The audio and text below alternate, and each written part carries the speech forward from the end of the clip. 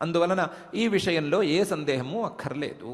కౌంతేయ ప్రతిజానీహి నమే భక్త ప్రణశ్యతి అనే విషయాన్ని పూర్తిగా నమ్మవచ్చు అని పరమాత్మ ఈ శ్లోకాలలో చెప్తున్నాడు. ఈ భావనను పరమాత్మ కఠోపనిషత్తు నుంచి తీసుకువచ్చాడు. కఠోపనిషత్తులో చివరి వాక్యం ఇట్లా ఉంటుంది. చివరి మంత్రం కానీ మృత్యుప్రోక్తాం నచికేతోథ లబ్ధ్వా విద్యామేనాం యోగ విధించ కృత్స్నం బ్రహ్మప్రాప్తో విరజోభూద్విమృత్యు అన్యోప్యేవం యో విదధ్యాత్మమేవ అని. కఠోపనిషత్తులో యమధర్మరాజు నాచికేతుడికి ఉపదేశం చేయటం అనేటువంటి కథ మనకు ఇంతకుముందు తెలిసిందే. ఆ నాచికేతుడికి యమధర్మరాజు చేసినటువంటి ఉపదేశం ద్వారా నాచికేతుడు తను బ్రహ్మజ్ఞానాన్ని పొంది అమృతత్వాన్ని పొందాడు. ఇది ఇంతవరకు జరిగిన కథ. అయ్యా, నాచికేతుడు అనేవాడు ఒకడు ఉన్నాడు, ఆయన ఏదో బ్రహ్మజ్ఞానాన్ని పొందాడు, యమధర్మరాజు గారు ఆయనకు ఉపదేశం చేశారు అని మాకెందుకు చెప్తున్నారు? మేమేం చేసుకుంటాం? ఈ ఉదాహరణను విని, నాచికేతుల ఉపాఖ్యానాన్ని విని మేమేం సాధించుకుంటాం? మాకేమిటి లాభం అని అడిగితే ఒకే ఒక వాక్యంలో శృతి దానికి సమాధానం చెప్పింది. అన్యోప్యేవం యో విదధ్యాత్మమేవ.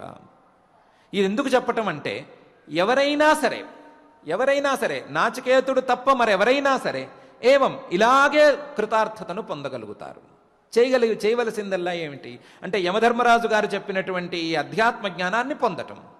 యో విదధ్యాత్మమేవ.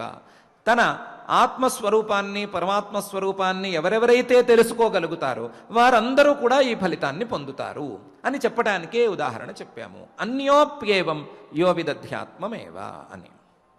ఆ అన్యోప్యేవం అనే దాన్ని విస్తరించి పరమాత్మ మానవులందరూ కూడా ఈ ఫలితాన్ని పొందగలుగుతారు అని చాలా స్పష్టంగా ఈ శ్లోకంలో చెప్తున్నాడు.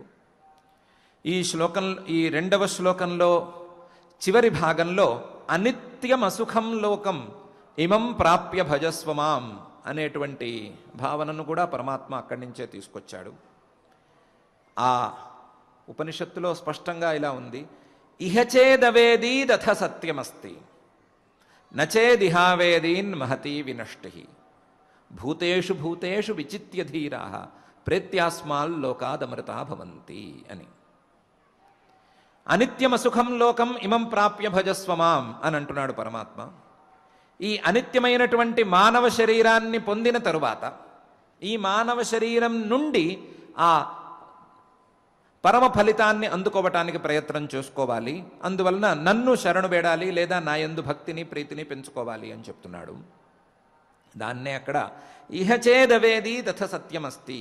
ఈ మానవ జన్మలో తెలుసుకున్నట్లయితే, ఈ మానవ జన్మలో తాము తెలుసుకోవలసినటువంటి పరమాత్మతత్వాన్ని తెలుసుకున్నట్లయితే అథ సత్యమస్తి, వారి మానవ జన్మకు సార్థకత ఉంది, లేదా ఆ సత్యమైనటువంటి పరమార్థ సత్యం వాళ్లకు ఉన్నట్లు.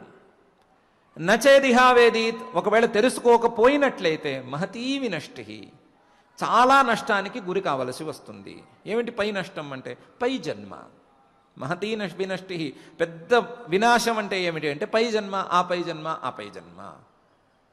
అందువలన ఏం చేయాలి? భూతేషు భూతేషు విచిత్య ధీరాః, ప్రతి వస్తువులోనూ పరమాత్మనే చక్కగా తెలుసుకుని ప్రేత్యాస్మాల్లోకాదమృతా భవంతి, ఈ శరీరాన్ని గనక విడిచిపెడితే, పరమాత్మతత్వాన్ని ప్రతి వస్తువులోనూ స్పష్టంగా తెలుసుకుని ఈ శరీరాన్ని విడిచిపెట్టినట్లయితే అమృతా భవంతి, అమృతత్వాన్ని పొందుతారు, మరొకసారి వారికి జన్మ ఉండదు అని స్పష్టంగా చెప్పింది ఉపనిషద్వాక్యం.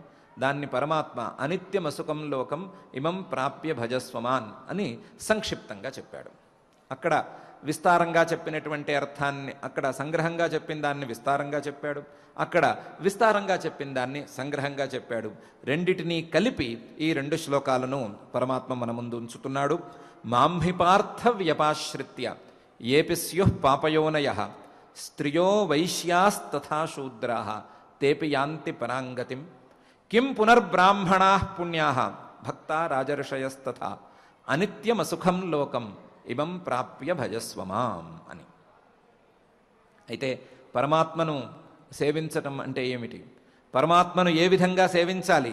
పరమాత్మను సేవించేందుకు ఉండేటువంటి విధానాలేమిటి అనేటువంటి ప్రశ్నలకు పరమాత్మ పై శ్లోకంలో సమాధానాన్ని ఇవ్వబోతున్నాడు.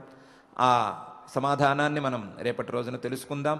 పరమాత్మ చెప్పినట్లుగా మానవ జన్మను పొందినాము గనక, మానవ జన్మను పొంది ఉన్నాము గనక, పొంది ఉన్నటువంటి ఈ మానవ జన్మను సార్థకం చేసుకోవటానికి, మానవ జన్మ యొక్క సార్థకత కోసం, మనం తెలుసుకోవలసినటువంటి పరమాత్మతత్వాన్ని తెలుసుకోవటం కోసం ప్రాథమికంగా పరమాత్మ మీద ప్రీతిని తెచ్చుకునేటువంటి ప్రయత్నం చేద్దాం. ఆ తెచ్చుకున్న ప్రీతిని పెంచుకునే ప్రయత్నం చేద్దాం.